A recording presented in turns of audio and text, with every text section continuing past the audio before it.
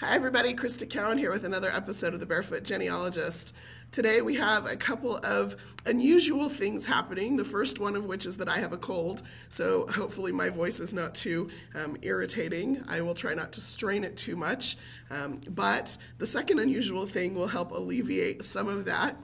For the first time, we're actually going to do a live interview with an author.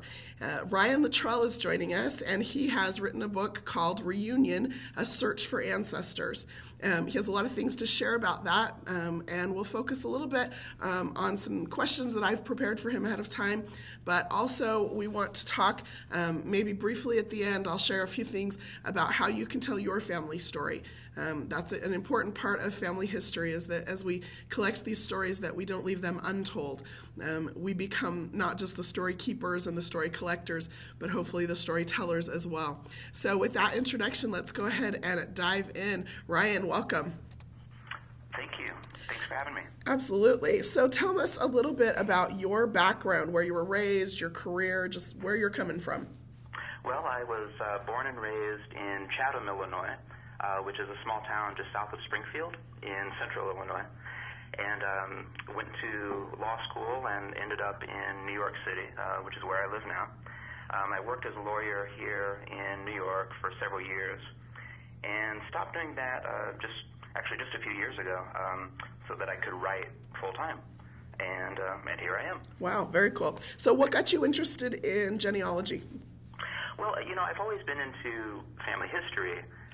Actually, even when I was a kid, I was one of those kids who'd always ask my parents and grandparents questions about where we come from and all that.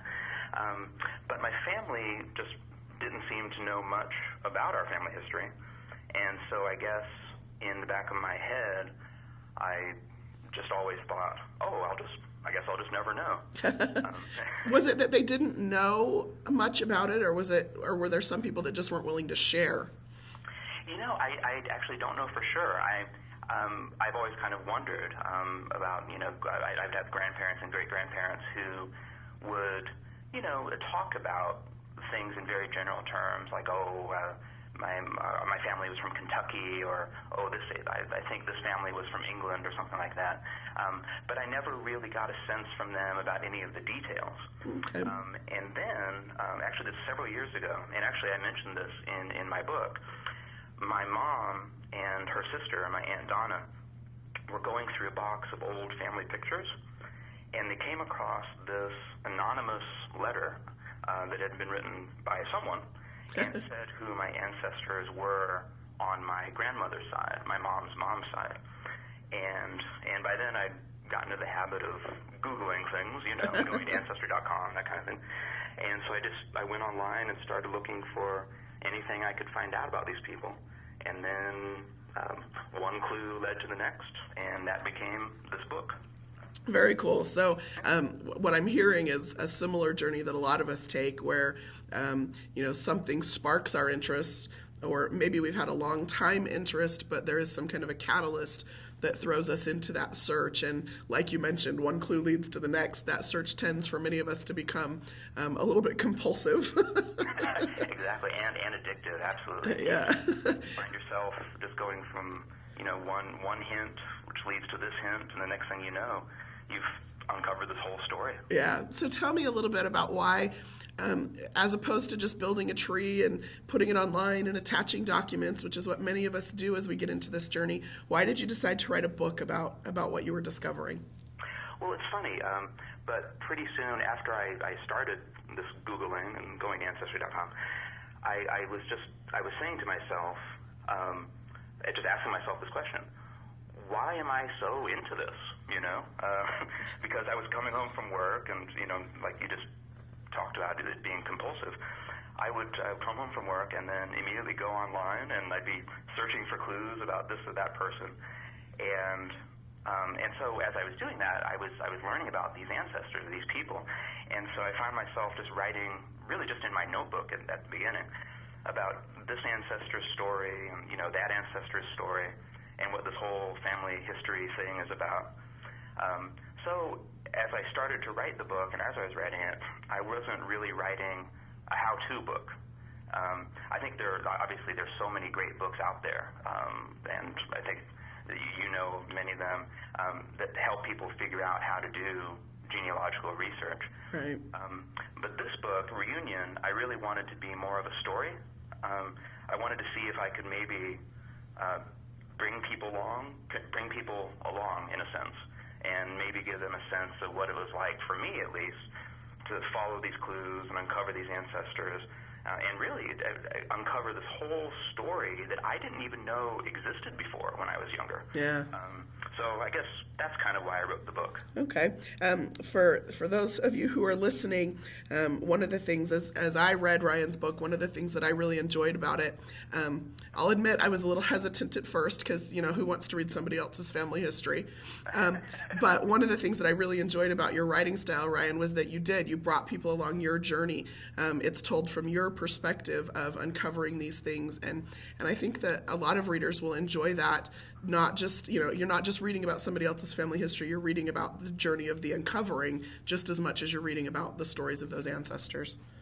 Oh, thank you. I appreciate that. And I certainly hope that that's the case and that other people feel the same way. Yeah. So when you decided to write this book, was that always your intention to tell it from that perspective, or did you have a different intended audience for the story when you started? I don't know that I was, at least I wasn't consciously writing for some particular audience, but I think in the back of my mind I really was writing for people like me, and a lot of people out there. That is, a lot of us, we're really interested in family history, but we aren't necessarily professional genealogists.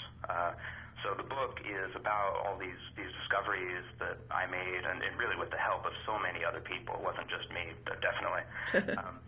But all these discoveries were made despite the fact that I'm not, I don't have any formal genealogical training. So the book really is about this ordinary person, me, uncovering this family story.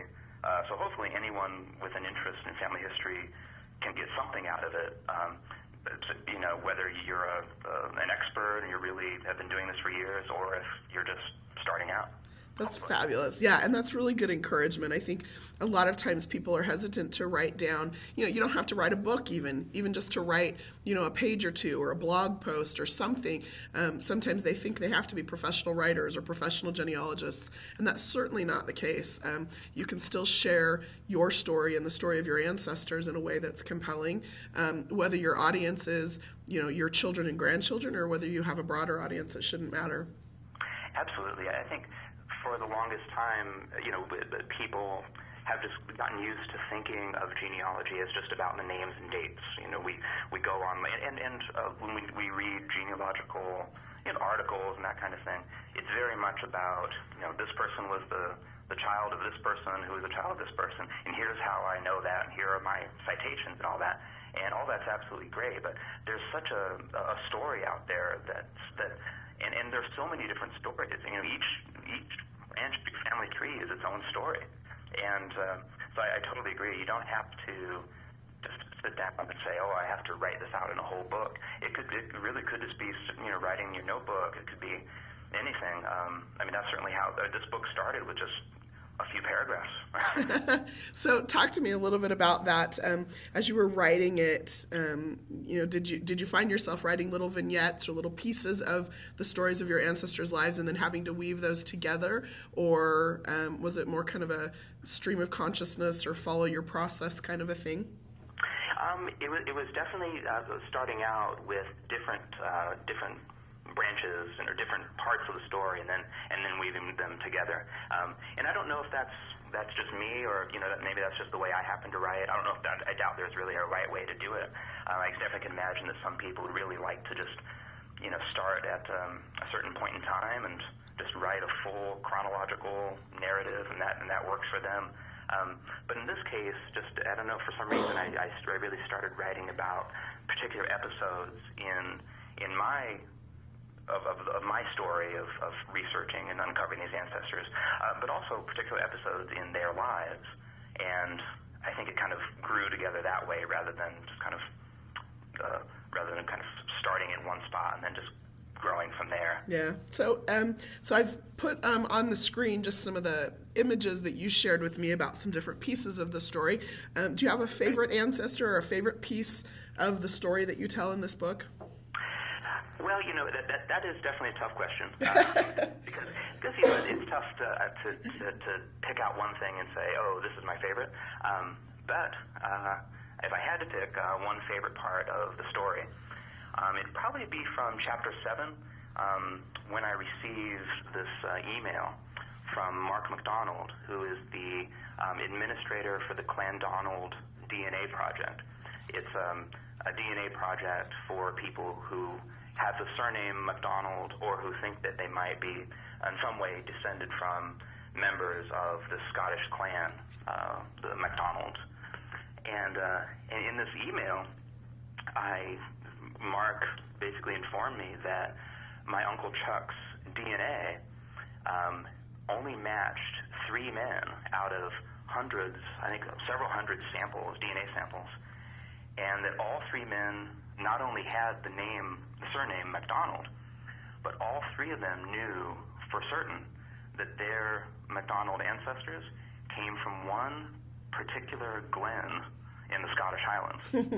And so right then, even though I didn't exactly know the paper trail, I couldn't exactly say who this person's father or mother were, at that moment I knew where my ancestors had come from. So, so that was just this amazing moment. Yeah, I love that. And I love that throughout your search, you have done what many of us have done, which is you've recognized the need for all sorts of tools to collect and tell your family story. It's not just Google or Ancestry.com. You mentioned using gen websites, and you mentioned writing letters and sending emails, and now, using DNA. All of those are so critical that we learn to use them in concert with each other because they do tell different parts of the story.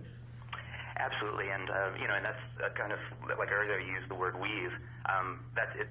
In some sense, genealogical research can be like weaving. You have to use all these different angles, and it's just amazing.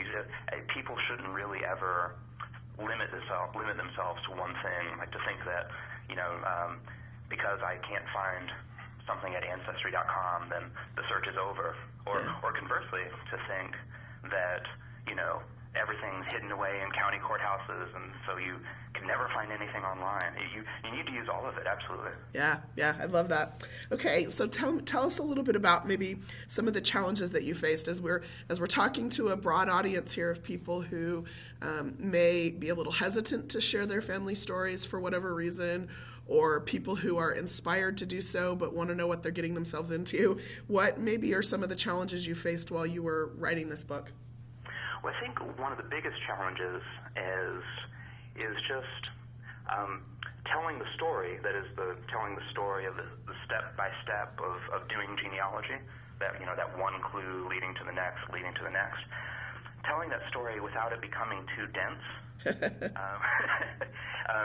And it's tough because the reality is that family history research does take a lot of time. It really does. Sometimes that's just the way it is. And you can find yourself going down a path for days or weeks or months, and then all of a sudden realize that there's nothing there. That the ancestor, that person you thought might be an ancestor, really wasn't, and you don't discover that, and you're not able to discover that until you've already done a lot of searching. The thing is, of course, when you're writing a story, you can't just throw in all those details, right? Because all you end up doing is just publishing your research log. So a narrative, a story really has to flow, and it should flow. But genealogy doesn't always flow the way we might like. Yeah, absolutely. It reminds me of the television show Who Do You Think You Are? I used to love watching that, and the episode, you have to cram this whole story of this family discovery into 47 minutes of an hour-long program minus commercials, and and there were criticisms from people. Well, they make it look so easy. Well, it's for that very reason. When you're telling a story to an audience, you don't want to bog them down in the details, or you will lose them. Exactly. I think that's absolutely right. And so I found myself just just sometimes thinking about my book and realizing that only a small fraction of the research I did is actually appears in this book. It's really very much streamlined, and but that's just the way it is. That's a challenge, but it's also, like many challenges can be, it can be an opportunity. Yeah. You have the opportunity to write, and maybe it's for your family, maybe it's for your kids or your grandkids or someone in your family. You have an opportunity to write about how you went on this journey, and write it in such a way that you really do, tell them what happened, and maybe in some instances really do go into details, but also to write it in such a way that when they read it, they really feel like they're part of that story. And I think that would be, again, it doesn't have to be a book. It can be anything. It can be like you said, a blog post, or just something that you write on your own on a Microsoft Word document, and that can be a great thing. Yeah, absolutely. I've taken in my own family history to just writing up little one-page biographies. Here's what I know about this person and their life and their stories. And when I share those with my brothers or sisters or my parents, they're much more likely to consume that than they would to consume a research log or even an online tree that they don't know how to navigate or don't understand how it works.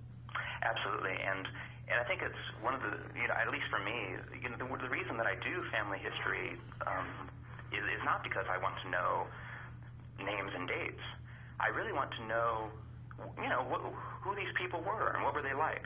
Yeah. And like with you writing that, the short biographies, you can really do that. You can really bring these people to life and show how they're real people and not just, a 19th century photograph with maybe a name on the back. Yeah. And so. Yeah, absolutely. The whole idea for me anyway is, my life is I exist where I exist and as I exist because of the sum of all of the choices that people made before me.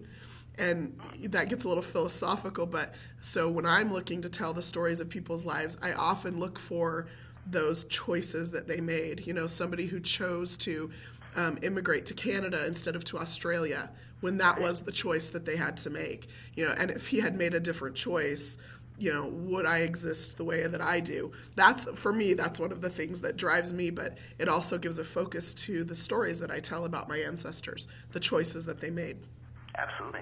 And those, if it hadn't been, in some instances, it hadn't been for this one person doing this one thing in the 1700s or the 1800s, I might not exist. Yeah. Or at least not the way that you do, right? Exactly. Okay, well, we're going to wrap up here, you've touched on several of these items, but you just have a few words of advice for others who might want to publish their family story. So if you want to just share those with us. Sure. The three main points are things I'd recommend. One is something you and I have already talked about already, and that is trying to streamline it. It's really tempting to bring in a lot of details because the details matter, and you definitely want to explain that or why you think that this person is the son or daughter of this person. But the trick definitely is to write it in such a way that the story still flows. That's easier said than done. I can attest to that. But that's probably one of the most important things I would recommend to people. The second one is, if you can, maybe try not to focus on just the great events of history.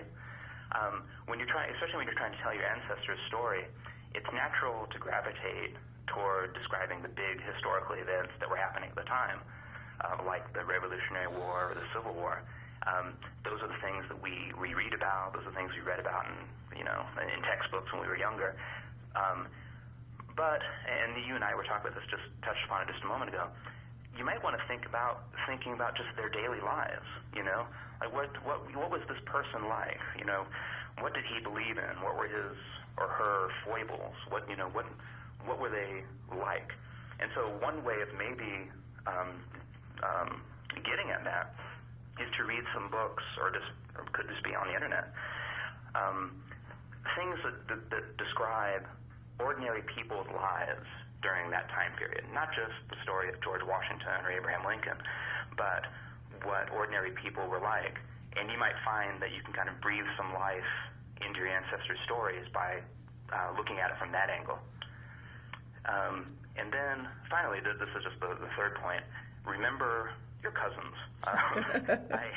One thing that I discovered while I was writing this book was that how much of family history research is about connecting with cousins, and those cousins, you never know, they might know a lot more about your shared ancestors than you do. And that's where things like email or Facebook and internet message boards can be so important. And when you write your family story, you might want to then bring in the story of how you connected with these cousins, because it adds a whole new layer to the story. It's not just about how you discovered this great-great-grandfather or great-great-grandmother, but how you also connected with this new relative that maybe you never knew before. And so it adds a kind of new layer to it. Yeah, I love that. That's probably, anybody who's watched my show or heard me speak knows that is probably the one drum I beat the most often, which is that concept of connecting with living cousins, making some of those connections. We sometimes we get so stuck in our head that this is my family tree and these are my ancestors, and maybe we'll share them with our brothers and sisters or our children, but when you start to realize that you have third and fourth and fifth cousins and sixth and seventh cousins that all share some of those common ancestors, it broadens your view, I think, a little bit of what family means. It broadens your view of what resources are available to access some of these stories. Right, and you may find that those long lost cousins that you might have a connection with them now, for the rest of your life. I definitely have, in writing this book, so many cousins on my MacDonald side, cousins in New Zealand and Scotland, Canada, and then within the United States, all over Texas, North Carolina, Missouri, and now I'm constantly in contact with those people. Yeah. I see them. I definitely meet with them, and they're very much a part of the story. Yeah, fabulous. Thanks. So, if anybody wants to purchase a copy of your book, where can they do that?